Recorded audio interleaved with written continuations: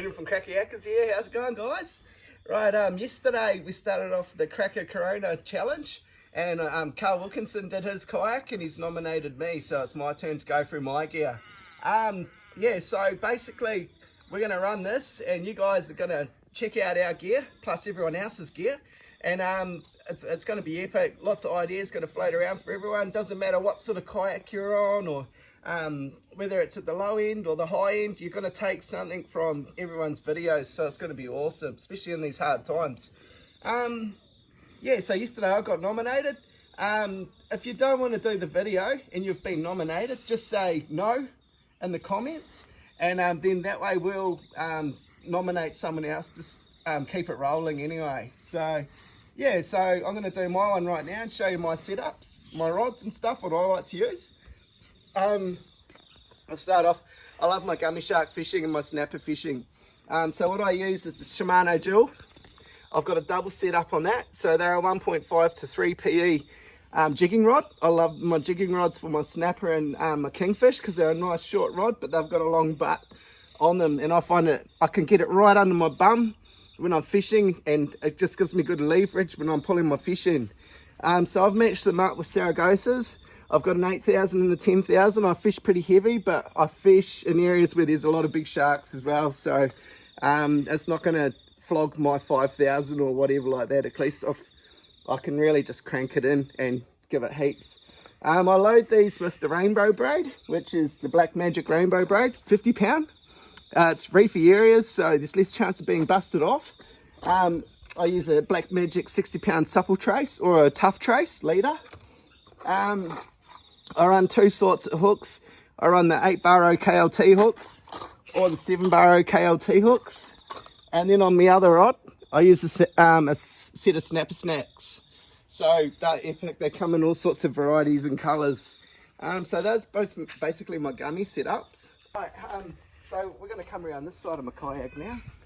So I always take a paddle with me because it's always it's good practice to have a paddle with you, even though I'm in a pedal kayak. It's just good backup, just in case something happens with your drive, or you can always paddle back in. So I take that inside my kayak. I run the Burley Pro the jig buckets, the small sleeve ones each side, and one side I carry my knife and my pliers. The other side I run squid jigs and sinkers, and that's how I keep those. I also use a lanyard on my knife because the knife's a very important part of your kit. So if it falls over, you're going to be stuffed. So at least that's always tied on. What else have we got in here? I always carry my priest. So I use that on the bigger gummies when I get them. It's easier to put them out of their misery easier and faster, so you can get them on board. Under my seat, I carry my ruler, and due to the under here, you can probably see it on the compass. I've got the seat raisers for the compass, and then that allows me to get my tackle box, which I carry all my squid jigs and sinkers and stuff like that inside as well. With my kayak, a lot of the guys put another hatch in the front. I didn't worry about that. I've just kept it nice and simple, and I just run the square Hobie hatch in the middle of the yak. I put my battery inside that, and I connect my battery for my light and my sounder, which I use the Lowrance Hook 5 sounder with the Burley Pro visor. I carry my light inside that. After I finish night fishing, I'll put it back inside here. I've got all my pre-made rigs inside here, plus I carry plastics, and I carry more snapper snacks and whiting snatches inside there. Also I carry a few cable ties and stuff like that for if I break the cable tie on my anchor. So that's basically in the hatch. My life jacket set up. I carry a spare knife on my life jacket.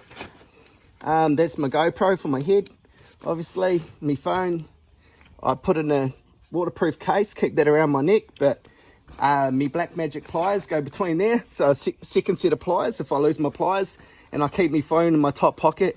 You can get this life jacket from Scott Lover Hobie. Yeah, it's really good. That's a Primo life jacket as well. You know you're always going to stay afloat with that life jacket. I put my towel through the top here, keep my hands dry, clean. I run a couple of rocket launchers on the side for like when I'm baiting up. I'll twist these around out the side, and then drop me rods in that, and then it's just easy to bait up, which is sick. I've got the Burley Pro Orb light, which is perfect, best light you can get for fishing at night. And then come to my nets. I run a big net with a long sock on it, so I jam the gummy's head inside that. I tie a knot in the end of it so the gummy can't bust through. And then also I'll talk about my bait board on this side. Also carry a bat with me, just to knock out the smaller fish. There's my bait board, so this is removable as well, so I take it off when I'm moving out. When I anchor up, drop my bait board in, lock it up. So this again you can get from Scott Lover Kobe in Mornington. All these accessories, it swivels around, all your juices drop off the end. It's perfect for your bait fishing. Right, we'll come around the back now.